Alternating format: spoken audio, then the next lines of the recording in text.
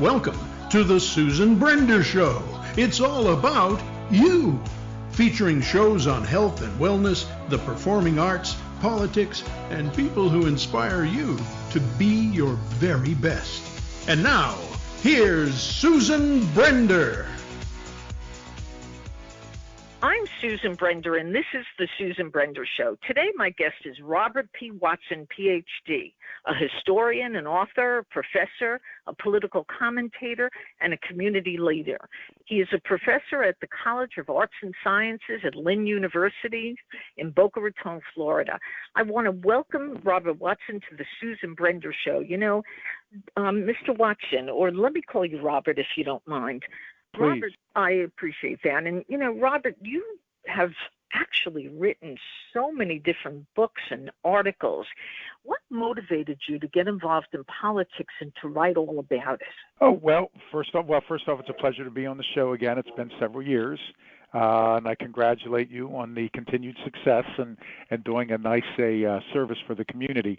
Well, I guess I'm fortunate or blessed in respect that I make a living doing what I like to do. My passions, my vocation, and my avocation are history and politics. So I guess this comes about when I was a kid. I grew up near Gettysburg in Pennsylvania, not far from Gettysburg and Valley Forge, and used to run around the battlefields on my weekends as a little kid, and going to Philadelphia and places like that. And the town I grew up in Pennsylvania had a nice history as well. So I always liked history, always liked politics. Early on, I became a fan of Harry Truman and Abraham Lincoln and some others. And you know, eventually, when I was finishing college and trying to figure out what I wanted to do with my life, I decided I'd try to find a way of making history and politics my living. So I teach them and write books about them, and couldn't be happier. There you go. Now, both of us grew up seeing sensational stories teased in commercials for these rags like the National Enquirer and similar tabloids on television. You know, they claimed about UFO invaders, scandalous affairs, and celebrity drama taught to us long ago. And I wonder how people believed everything that they read. I mean, did you wonder when you walked into a supermarket and you see this, like World War III is going to begin, and corrupt racist criminal Hillary? I mean, how do you respond to something like that? Yeah, you know, the idea of labeling the real press fake and labeling the fake press real is not new. I mean, this has been going on for all of time. There probably has never been a dictator, be it a general, a pharaoh, a king, a queen. There's never been a dictatorial leader in world history that hasn't tried to use propaganda to dupe the people. And they realize the way to do that is through the public, whether once upon a time it was town criers and bulletins or just rewriting history or using what we now know today as the press, which is why the framers, one of the many things that marked the genius of our framers was the idea of making sure we would always have a free press. Thomas Jefferson once had used an analogy: given the choice between a free, and then he labeled a whole bunch of things, or a free press, he wouldn't hesitate to take the free press. So a free press is very important. Equally important is an educational system. We need an education in this country that instills first and foremost critical thinking, followed by things like independent thought, and analysis. This old notion of somebody is a fool born every minute, or, someone's so easily duped. It's a long, long history about it. So I'm frustrated with the efforts by some in positions of power to almost try to criminalize a constitutionally enshrined free press, and to label people enemies of the state, even if you have a disagreement. For goodness sakes, one of the hallmarks of a democracy is civil discourse, and debate is essential. You can compare sort of this Trumpian approach. If you're not 100% loyal 100% of the time, you should be fired, arrested, viciously attacked, lock her up kind of chance. Compare that with the Harry Truman approach. Truman would not fire you if you disagreed with him. He would fire people who didn't disagree with him. He knew that dissent and debate were essential ingredients. So I'm upset with leaders that are taking us to the lowest common denominator. Secondly, I'm upset with the public that believes this stuff. Didn't we all have a mother or grandmother that told us if it sounds too good to be true, right, it's not true, right? That's right. How we've even reached a point today where the President of the United States will stand there, or his spokespeople will stand there. They will actually show a clip of him saying or doing something, and he will deny that he ever said or did that, and they show the clip. And his minions do the same thing. Then he'll turn around and label them fake and attack everybody that believes what he just said and did, which was documented. I don't know how on earth people are still believing this stuff, although, you look around in reality television, dominates ratings. The National Enquirer, rags like that are still sold everywhere. Oh my gosh, talk radio, which is why programs like yours are so valuable. Talk radio has become a cultural wasteland, and it's filled with just hateful programming.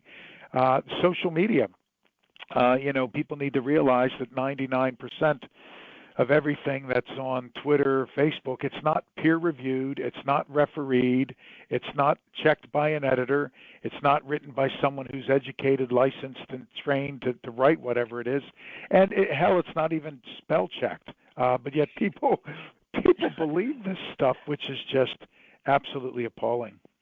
Well, that brings me to the question of, really how you feel about what's going on today with regard to the internet and how social media plays a big part in people's lives, and they believe almost everything. But I do have to ask the question of what persuasive strategies make fake news seem to be true? What is it that they're doing that people just think that it's true? Well, Joseph Goebbels, Hitler's propagandist, the head of their Ministry of Propaganda and Public Enlightenment, he would always say, the bigger the lie, the more people are apt to believe it, or the more you say something, people eventually believe it. You say something once, people think it's crazy. You say it twice, pretty soon they're seeing it on television or in print, and after a while they're believing it, hook, line, and sinker. I think part of this is this cognitive dissonance. What we find is a liberal might only watch MSNBC and a conservative might only watch Fox. A liberal might only read something left of center, a conservative might only read something right of center. And what's happening is people are now self-selecting their quote-unquote news. They only want to read and consume things that they agree with and things that simply reinforce their position. So rather than shop around for the quote-unquote, news. For example, I consume multiple sources. I double, triple, quadruple check things. I won't put anything in a book if I don't have a primary source or multiple sources. Rather than look around, people will only listen to things that affirm their own narrow worldview. Now, the problem is, psychologists have shown us in studies that if you only consume things that you already agree with, you become cemented. You become wedded to your view. You become inflexibly rigid in your views. And everything else is a lie, an attack. And we get into one of these, George W. Bush used to use this analogy, Trump uses it, us versus them. It's not us versus them. Susan, if you and I agree on 5 things and disagree on 3, you're not my enemy. We're both Americans who have a disagreement that we should discuss and resolve in a civil and fact-based manner.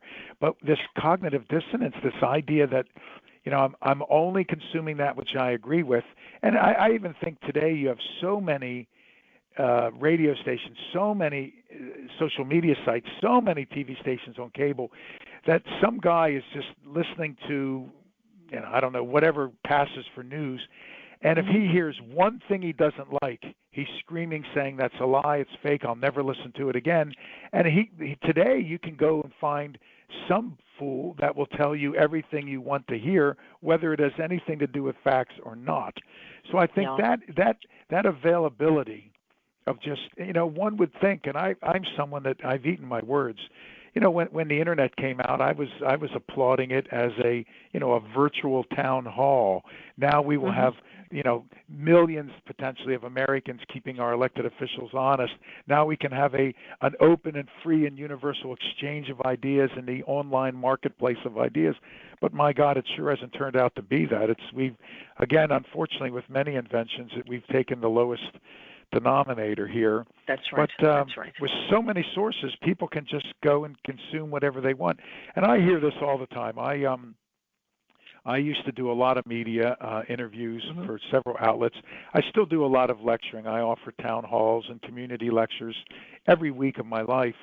And I will have someone come up to me or call me in my office and say, "You're a liar. That's not true." And I'm saying something that is so safe and so thoroughly documented, but they'll scream and say you're a liar. And I'll say, okay, you got to have some skin in the game. You just can't yell at me. Tell me where I'm wrong. Tell me what source I should read. Tell me. And then they'll cite Alex Jones, some crazy right-wing hate monger, or they'll say they got a tweet. And I said, oh, my gosh, you believe, I've got a tweet that says there's beachfront property in Kansas. It doesn't mean I'm buying it. Right. To the point where today what you have is 99% of the world's scientists, including the world's leading climate scientists at Ivy League institutions and prize-winning scientists, 99% have said, climate change is happening and it's most likely man-made and we're facing some serious questions. But yet you have a corrupt, marginally literate realtor who's the president who gets up and says, I don't believe in it, it doesn't exist.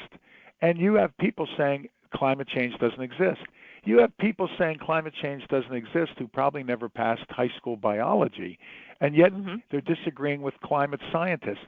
Take this as an analogy. And, of course, it's not just climate change.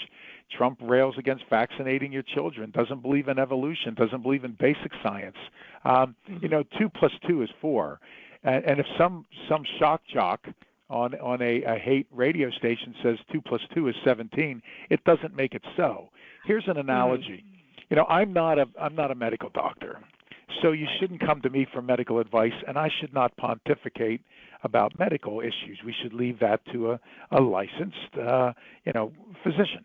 If I go to my doctor, and my doctor tells me I have leukemia, then I go out and 99% of doctors tell me I have leukemia. My answer should not be, no, I don't, because I don't believe in it. That's not the right answer. But this is where we are today with so many things. People, put their head in a hole like an ostrich and say, I don't believe in it, therefore it doesn't exist. 2 plus 2 is 4, whether Trump says it is or not, whether, some internet source, something on Facebook or Snapchat says it is or it isn't. So we, the people, need to regain some sense of critical thinking and prioritize a civil exchange of the facts. It's very interesting that you brought that up, because I was going to ask you the question about what makes a topic a good choice of fake news, and you brought up climate change. And let me tell you something. I've been in situations where I've had discussions with people about it. Now, you may believe that there is climate change caused by people, and in other cases, of course, science, evidence-based information will prove you not true. But on the other hand, if you do your research, if you do some kind of understanding, reading, really speaking to people who are in the know about the subject, you might find out that your opinion is different than theirs. And what's wrong with that? Controversy is a good thing, Robert, don't you think? Of course it is. And all you have to do is go back to the hot, humid summer of 1787 with the framers. When they gathered in Philadelphia to frame a constitution, it was heated. Boy, you talk about the stakes being high. They're going to create a brand new system of government, the likes of which had never been seen before on this earth. They were going, further than the Roman Senate. They were going well beyond what even the classic Greek philosophers had contemplated. So they fought, they argued. The difference is they argued over facts, and they were able to find common ground, and people were able to compromise. And there's a lesson from that. I think it's relevant for all of us today, no matter your party affiliation. And that is George Washington, John Adams, James Madison, Hamilton. Several founders had a concern. It was addressed in some of the Federalist Papers. It was addressed in letters. It was spoken about in Philadelphia, and this is documented time and time again. So the concern was that, this democracy should work. It's not perfect, but what do we do if one day you have an elected official who puts their own self-interest above the Constitution, or you have the people that put their party affiliation, back then they used the term faction, today we would say party. What if you have elected officials that put party over the people or the country or the constituents? Yeah. And I think we're at the point today where you see a lot of people who put party before country. You're seeing elected officials who put their own economic self-interest or their own whatever it is ahead of the Constitution, which is problematic. We need to be at a point where the people and the Constitution need to be the focus of our elected officials. And I quite frankly, the likes of Washington and others, they're rolling over in their graves at what's happening today with putting party over people and putting the self-interest and their re-election over the Constitution of the United States. Which brings me to the point of what circumstances would you make about a fake news story more believable? It seems to me that, people who make all these news programs, it's all about ratings, as you know, and so sometimes there's a subject that is more believable than another subject, and they make more of it than they should, and that's scary. Well, I think part of it is, no question. I think you hit the nail on the head. Part of it is if you want to make a story believable, you use language that appeals to people. You write it simply; they can understand it. You make sure that you blame someone else. You scapegoat someone else. You blame monger someone else. We're using too many plastics, but most people are going to say, I'll be darned if I'm giving up my water bottle. We're eating too much meat, but I'll be darned if I'm giving up my McDonald's. We're destroying the ozone layer, but I'll be darned if I'm giving up my air conditioning, and I'm not changing it. And so if somebody comes along and says, you don't have to give up all this. You don't have to suffer. You don't have to change a thing. You don't have to even be inconvenienced. People will have to grab a hold of that and say, you see, there it is. It's that, people read what they want to hear. And, you take the 10 stories that you disagree with and you get rid of them. It's like the person who, 10 people will tell you you're doing the wrong thing. You're really not being, kind to your friends. And then one person says, no, it's fine. You believe that one person who reaffirms what you want to hear. And, it's also a case where, if it's a radio show, like this or so many others, or a TV show like so many, or a newspaper, a lot of people still have this view of, if it's on TV, it must be true. If it's in a newspaper, it must be true. If it's in a textbook, it must be true. That doesn't make it so. I don't know. Goodness, I don't know that I've ever read a book where I don't find a typo, or a mistake in it, and that includes my own. We all, as well as science. Science makes mistakes, but the scientific process, and all that we know about reason, rationality, and science post the Renaissance and Enlightenment says you make a mistake, but then other scientists test it, retest it, and then you move forward with new theories, and you test those theories, and you keep pursuing the truth. I've made mistakes in books, but there you are. I'm sorry to interrupt you, but I have to also tell you that there are shows like The Daily Show. There are shows that are on or written pieces of information like in The Onion or in the Borowitz Report, and people believe these, and they're doing things that are they want to be funny, and they're making subjects that are really serious into funny, and people believe it. Well, I happen to think the three that you mentioned are all hilarious, and I occasionally consume all three. But people need to realize that, take, for example, Sean Hannity on Fox or Rachel Maddow on MSNBC. Those are not news shows. Those are opinion shows. And a lot of what passes for news is entertainment. Now, having said that, there's a long and rich tradition of political satire And we can use political satire to skewer elected officials and make a point. Look at political cartoons. Sometimes one really strong political cartoon does a better job of making a point than a 5,000 word essay, or an hour-long speech. So, I mean, there is a role for satire. There's a role for levity. I think today one of the many ills we face is people have lost a sense of humor. We all take ourselves too seriously. So there's room for that. And, I think, when Stephen Colbert used to do that Colbert Report, and, he kind of lampooned Bill O'Reilly as a self-righteous, pompous know-it-all who wasn't concerned about the facts. I think Colbert was very effective in doing that. And everybody that watches it should say, whether you're on the left or right, no matter what beliefs you have, we need to realize that just because someone pontificates about it doesn't mean they know anything about it. So we need to realize there's a difference between news and opinion, and there's a difference between news and entertainment. And that's exactly right. And how does cultural background affect whether an audience believes in fake news? Well, think of the frustrations that every detective must have. They go to a crime scene and say, okay, what did you see? And somebody says the guy was 6'5" and weighed 250 pounds. The other one says he was about average height, average build. The other one says there were 3 of them. One says there were 5.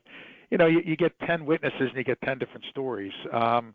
What you see depends upon where you sit. So our upbringing, our cultural background, of course, all color or shade what we see. A white person in suburbia might see a young African-American male as a threat.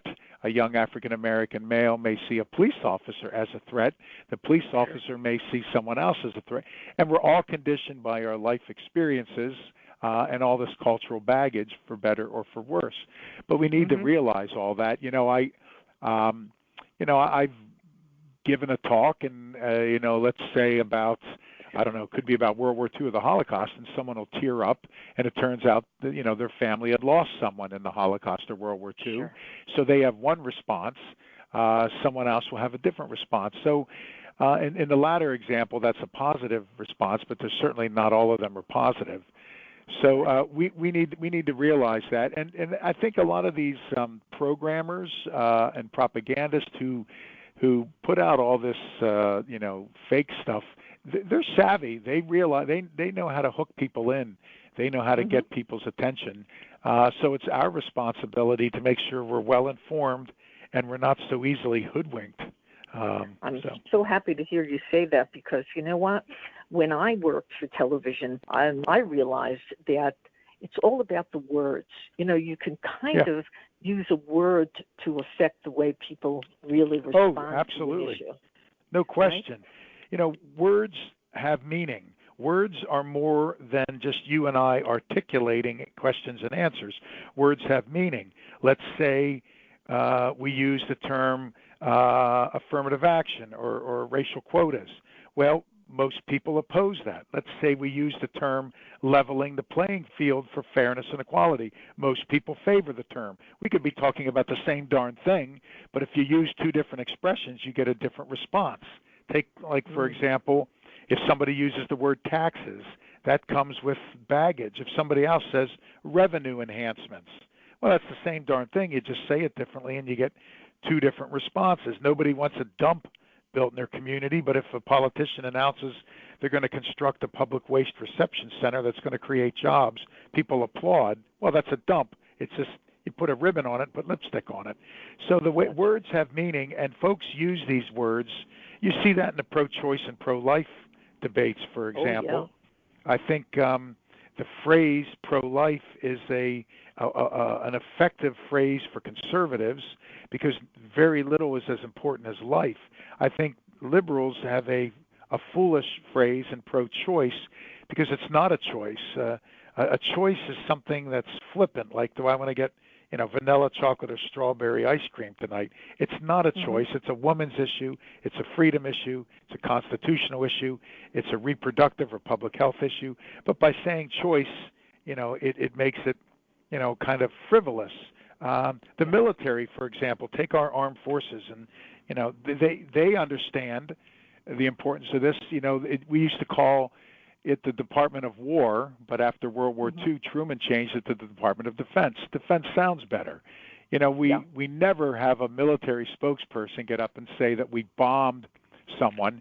We say that we deployed ordnance or we serviced the target. We don't say we killed our own guys. We say we have friendly fire. We don't say we killed innocents. We said we had collateral casualties, right? You don't invade countries. You have excursions and incursions and peacekeeping missions. And all that frames the reality of it. And I think a lot of folks, think of frames like death taxes and feminazis and the gay agenda. And, you know, these things scare people. And yet, you know, we might turn around and say there's other words like equality and fairness. But if you use certain terms, you're going to win the political argument. And every good lawyer knows that. And sadly, a lot of these pseudo-media outlets and propagandists, they understand this as well. Oh, yeah.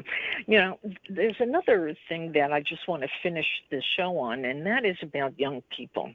You know, today young people are just all over social media, all over it. And they are fast to get an impression about what's going on in the world without even doing a bit of research or getting involved in a club. Now, you're with a university, and you probably have met a lot of students in your life, and especially now with what's going on. I wonder how you deal or how you talk to them and how you make them aware of what's going on with regard to fake news. So what would you say to that? Good. Well, I've been doing this for about 3 decades, so I'm in front of, you know, college-age students almost every day of my life for 30 years. And they do embrace social media. You know, tragically, a lot of people under the age of 25 don't read the Wall Street Journal or the Washington Post or New York Times. They don't watch PBS or NBC. They get their quote-unquote news and information from online sources which are not peer-reviewed and fact-checked. So I think the main thing for us to do is to instill a sense of critical thinking and, you know, get the students to be suspicious, inquisitive, to have them question the answer, not answer the question. That way they realize that just because they got a message on Snapchat, or just because they saw an image, it doesn't mean that image wasn't photoshopped. You know, heck, any 14-year-old with a smartphone or a laptop computer can Photoshop something that'll trick a lot of experts. Just because they get a message on Twitter doesn't make it real. So I'm always encouraging my students to use multiple sources of information. I don't want them to quote Wikipedia or something in social media as a legitimate source for a research paper. I'm encouraging them to think critically. I'm telling them the difference between a primary source and a secondary source.